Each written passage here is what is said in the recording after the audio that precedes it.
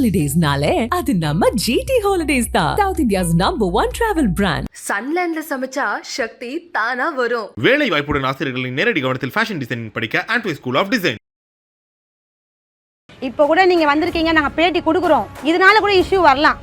நீங்க ஏன் கொடுத்தீங்க பேட்டி, எதுக்காக கொடுப்பீங்க, நாங்கள் தான் வீடு கொடுக்குறோன்னு சொன்னோம்ல அப்படின்னு இஷ்யூ வரலாம். அதை மீறி நாங்கள் ஏன் கொடுக்குறோன்னா எங்கள் பாதுகாப்பு நாங்கள் தேடின்னு போனோம். இது வரைக்கும் எங்களை தேடி யாரும் வரல. இத்தனை வருஷம் எங்கள் அப்பா, எங்கள் அம்மா, எங்கள் தாத்தா பாட்டி வாழ்ந்துட்டாங்க. இதுக்கப்புறம் நான் எங்கள் பசங்களை பத்திரமா பார்த்துக்கணும், அதான் எங்களுக்கு தேவை. இந்த நியூஸு முதலமைச்சருக்கு போச்சுன்னா எங்களுக்கு ஒரு பிரயோஜனமாக இருக்கும்னு நாங்கள் நம்புகிறோம். கெலட்டா வயசு நேயர்களுக்கு வணக்கம். இன்றைக்கி நம்ம எங்கே இருக்கோம்னு பார்த்தீங்கன்னா எலிஃபென்ட் கேட் பிரிட்ஜில் தான் நம்ம இருக்கோம். அதுக்கு பக்கத்தில் ஒரு 50 குடும்பம் வாழக்கூடிய இடம் தான் இது.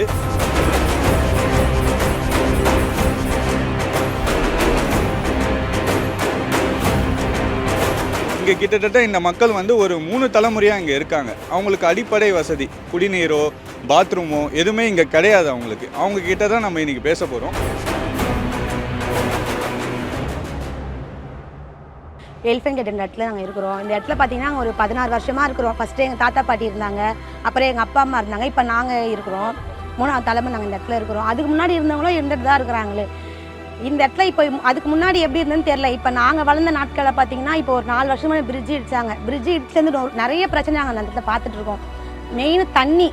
ஃபஸ்ட்டு நாங்கள் போய் ஒரு ரிக்ஷா வச்சு பிடிச்சிட்டு வருவோம். இப்போ தண்ணி இந்த மேடு மேலே நாங்கள் கல்லை தூக்கிட்டு தண்ணி வரும். ஃபஸ்ட்டு பழுப்பு போட்டு பிடிச்சோம், நிறைய பழுப்பை உடச்சி தண்ணி வராது, நிறைய பிரச்சனைங்க. மெயின் பார்த்தீங்கன்னா பாத்ரூம் வசதி இந்த இடத்துல கிடையாது. பாத்ரூம் போனால் ரொம்ப கஷ்டப்படுறோம். ட்ராக்கை தாண்டி போகிறோம்.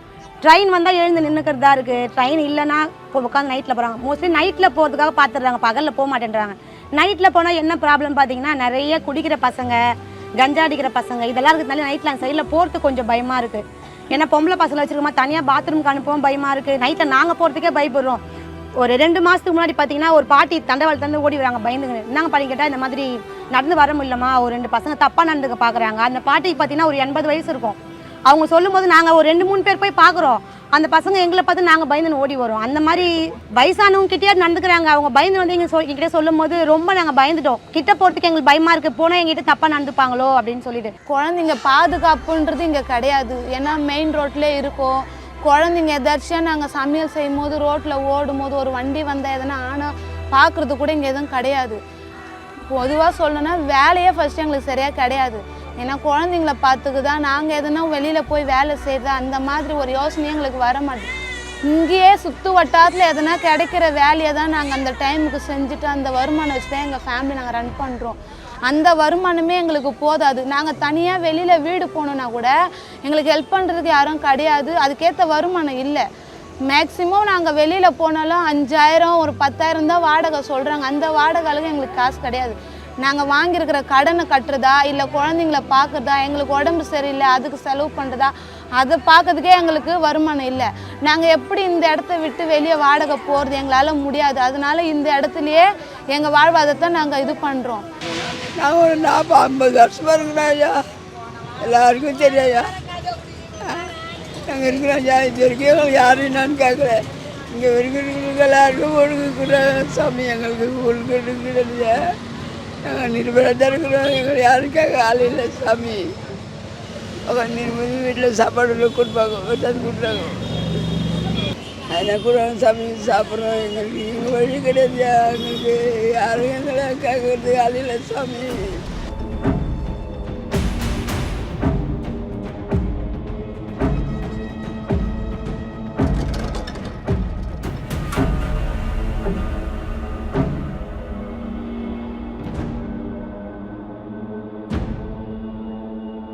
நைட்டும் பகலும் நாங்கள் ஒரு நாளும் பயந்துங்கண்ணா. குழந்தைங்க பஸ்ஸு யூட்டன் ஆகுது, என்ன ஆகுமோ ஏதோ ஆகுமோ. இப்போ கூட சொன்னாங்க வந்து எடுக்கிறோம், அப்படி வெயிட் பண்ணுங்கண்ணா. ஆனால் வந்து ஒன்றுமே சொல்ல. நாங்களும் லெட்ரு முதல்ல கொண்டு எழுதி கொடுத்துட்டோம். ஆனால் அதுக்கு நடவடிக்கையே எடுக்கலை. நாங்கள் இருக்கிற 35 வருஷமாக இருக்கிறோம். எங்களுக்கு கல்யாணம் ஆகி 15 வருஷம் ஆகிடுச்சு. நாங்கள் குழந்தைலேருந்து இங்கே தான் இருக்கிறோம்.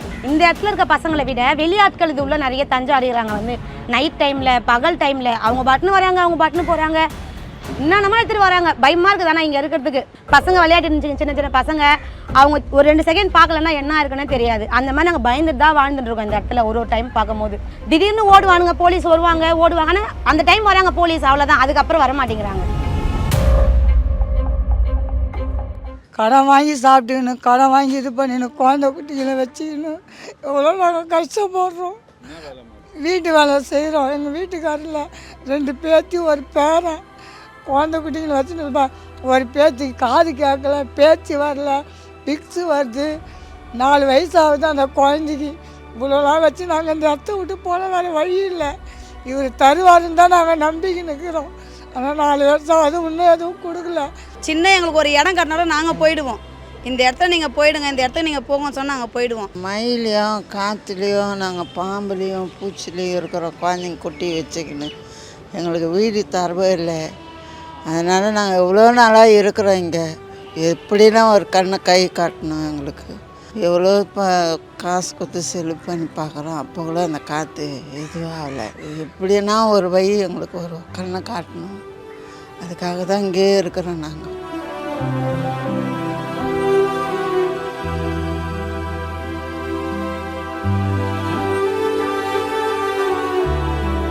நாங்கள் எப்படி வாழ்கிறதா அப்படின்ற நிலைமை கூட யோசிக்கிறோம். ஒரு டைம் எங்கேயாச்சும் போயிடலாமா அப்படிலாம் கூட தோணுது. அந்த அளவுக்கு எங்கள் ஃப்யூச்சர் இந்த இடத்துல இருக்குது.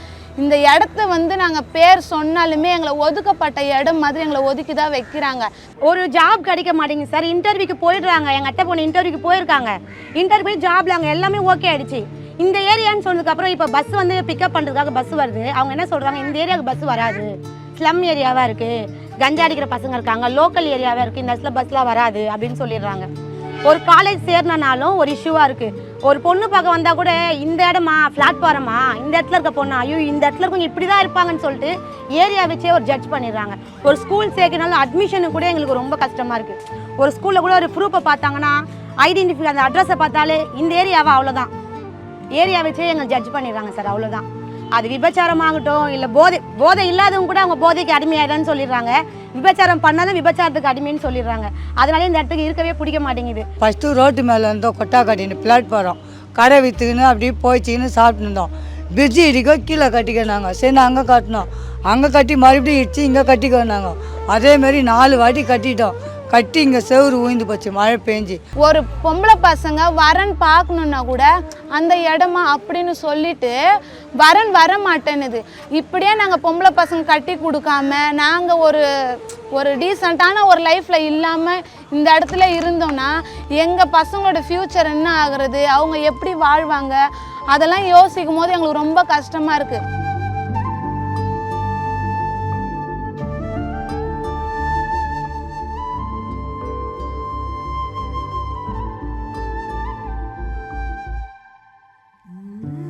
என் பையன் இந்த பிரிட்ஜு கட்டுறப்போ 3 வாட்டி அதில் அந்த பள்ளத்தில் 3 வாட்டி விழுந்துட்டான். ஆமாம், 3 வாட்டி கீழே விழுந்துட்டான். நாங்கள் கார்ப்பரேஷனில் சொல்லியும் நாங்கள் என்னம்மா பண்ணுறது, நீங்கள் இங்கே இருந்தால் இப்படி தாம்மா இருக்கும். எங்களுக்கு நடப்பாத கூட வழி இல்லாத அவ்வளோ கஷ்டப்பட்டோம் இந்த பிரிட்ஜ் கட்டுறப்போ. இப்போ கட்டிட்ட பிறகு வண்டிங்களால் பயமாக இருக்குது. ஒரு பஸ்ஸு போனாலும் ஒரு சின்ன டெம்போ போனால் கூட வீடு அதிருதால எங்களுக்கு பயமாக இருக்குது. இடிஞ்சு எங்கள் மேலே விழுமோ, குழந்தைங்க மேலே விழுமோ, நாங்கள் எப்படி இருக்க போகிறோம். ஒரு நாளும் நிம்மதி இல்லாத தூக்கத்தை தான் நாங்கள் இங்கே தூங்கின்னு இருக்கிறோம். வீட்டு உள்ளே ஒரு ஓரத்தில் குளிக்கணும், அப்படி இல்லைன்னா வெளியே கொட்டால குளிக்கணும். அந்த கொட்டாலையும் குளிக்கிறதுக்கும் ஒரு பயம்தான் எங்களுக்கு. பாத்ரூம் போகலான்னு வந்தாலும் அங்கேயும் பயம்தான். சுற்றி நரகத்தில் வாழற மாரி தான் நாங்கள் இங்கே வாழ்ந்துன்னு இருக்கோம்.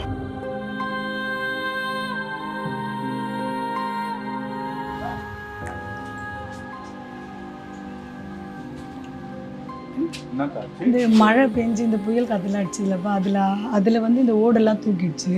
அதுக்கப்புறம் இந்த ரோடு போடுறப்போ இந்த வண்டி அதிர்வு போடுறது, இந்த மிஷின் போடுறதெல்லாம் அந்த அதிர்வு ஆவாவா ஃபுல்லாக வீட்டில் விட்டுடுச்சு. எந்த நேரத்தில் இன்னும் அவனு கூட எங்களுக்கு தெரியல. ஏன்னா வயசு பசங்க 2 பொம்பளை பசங்க, ஒரு ஆம்பளை 3, நாங்கள் 5 பேர் இது உள்ளே தான் படுப்போம். நான் தூங்க மாட்டேன் சார். நைட்டில் எல்லாரையும் படுக்க வச்சுட்டு நான் மட்டும் மூச்சு ஏந்து பார்ப்பேன். மழை வந்தால் கூட ஒரு பயமாகவே இருக்கும். இடிக்கிறப்போ அந்த சைடெல்லாம் ஒழுவும் சார். இங்கே தான் இருக்கும். மழை டைமில் எங்கேயும் போக முடியாது. ஃபுல்லாக அந்த சைடு ஒழுவோம், இங்கே ஒழுவோம், அங்கங்கே வச்சுட்டு தான் படுப்போம். நாங்கள் அங்கே துணி வச்சுருக்கோம் பாருங்கள். நைட்டு மழை வந்தது இல்லை, அங்கே துணி வச்சுருக்குறோம். எங்களுக்குன்னு ஒரு சொந்த ஒரு வீடு கொடுத்தாங்கன்னா போதும் சார், வேறு எதுவுமே எங்களுக்கு வேணாம்.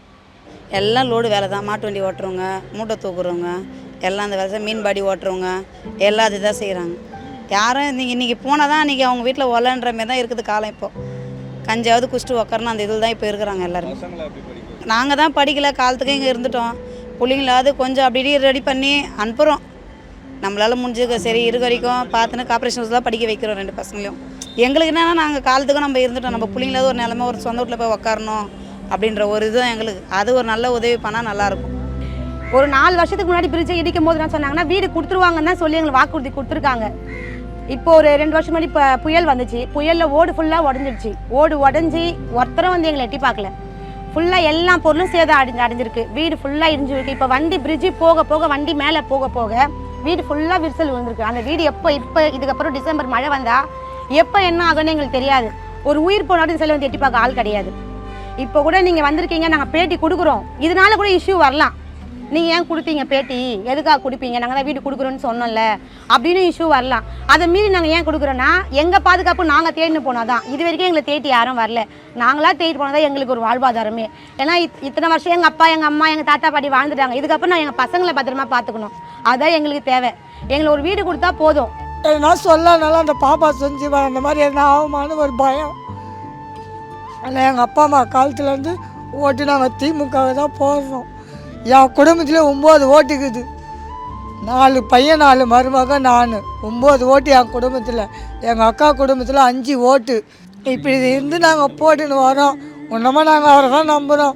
முதலமைச்சராக எங்களுக்கு ஏதோ ஒரு பாவம் பார்த்து ஒரு வீடு கொடுத்தாங்க நல்லாயிருக்கும்.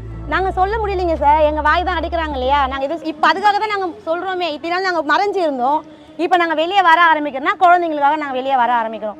இந்த நியூஸு முதலமைச்சருக்கு போச்சுன்னா எங்களுக்கு ஒரு பிரயோஜனமாக இருக்கும்னு நாங்கள் நம்புகிறோம். நம்மளுக்கு ஒரு புதுசாக ஒரு வீடியோலாம் பிறக்கும் அப்படின்னு சொல்லிட்டு நாங்களும் ரொம்ப சந்தோஷப்பட்டோம். வீடு நம்மளும் சொந்த வீட்டில் இருப்போம், ஒழுவாத வீட்டில் இருப்போம், மழை காலத்துலேயும் வெயில்லையும் நம்ம கஷ்டப்படாத ஒரு வீட்டில் இருப்போம்னு சொல்லிட்டு நாங்கள் ரொம்ப சந்தோஷப்பட்டோம்.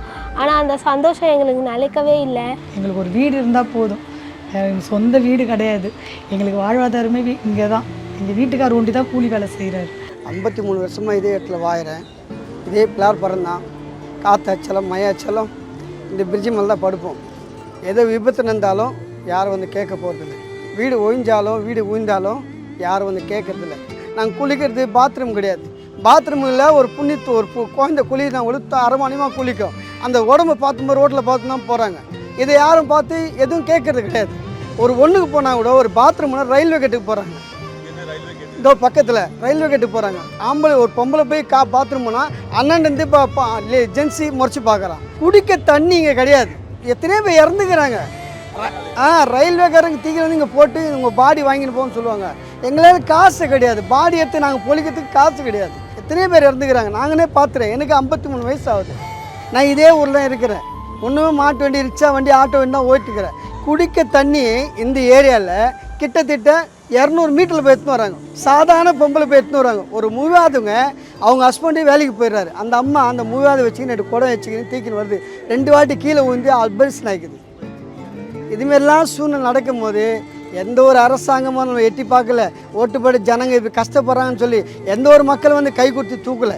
மழை டைமில் வந்து சேரும் கக்குசும் பூச்சியும் பூராமல் எல்லாம் நசுங்கின்னு தான் காலை கவிட்டு வீட்டுக்குள்ளே போகிறோம். வீட்டுக்குள்ளே போனால் மழை பெய்யும். அப்போ என்ன பண்ணுறது? வீட்டெலாம் ஒதுக்கிட்டு அதாவது அங்கங்கே ஒரு பாத்திரம் வச்சு நினச்சிட்டு உக்காந்துக்கிறாங்க. வேறு என்ன பண்ண முடியும்? கொசு கடிக்கும். அந்த புள்ள மேலே 10 கொசு உட்காரும். தாயும் பார்த்து எத்தனை வாட்டி அந்த புள்ள மேலே அடிப்பாங்க. அதுக்கு மருந்து தெளிக்கிறோம் யாரும் கிடையாது. அந்த குழந்தை ஊசி போடுவாங்க. ஒரு குழந்தை போய் இறந்துடும். இது என்ன பண்ண முடியும்? வாய் தலையாக கட்ட முடியும். இங்கே எல்லாமே திமுக கட்சிக்கார் தான். இந்த திமுக வந்தால் எங்களுக்கு எதாவது ஆதரிப்பாங்க, எதாவது உதவி செய்வாங்க. சரி நம்ம உதயநிதி சாருக்கிறாரு, அவர் மினிஸ்டர் ஆகிட்டார், மந்திரி ஆகிட்டார், நம்மளுக்கு உதவி செய்வார்னு சொல்லி நம்பி இருக்கிறோம். அப்போ நாங்கள் வந்து ஓட்டு போட்டு உங்களை கெலிக்க வச்சு நீங்கள் பாராளுமன்றத்துக்கு போய் டெல்லி மன்றத்துக்கு போய் எதுக்கு என்ன பிரயோஜனம்? இவ்வளோ மக்கள் இவ்வளோ பசியும் பட்டினியோடு இருக்குது. அப்போ நம்ம என்ன செய்ய முடியும்? ஓடு போடுறோம். இப்போ இந்த மாதத்துக்கு ஓடு போகும்போது 3500 ஆச்சு. தார்ப்பா வாங்கி கயிறு வாங்கி கட்டுறதுக்கு எல்லாம் சேர்த்து 3500 ஆச்சு. இதே தான் பண்ணிக்கிறாங்க எல்லாம்.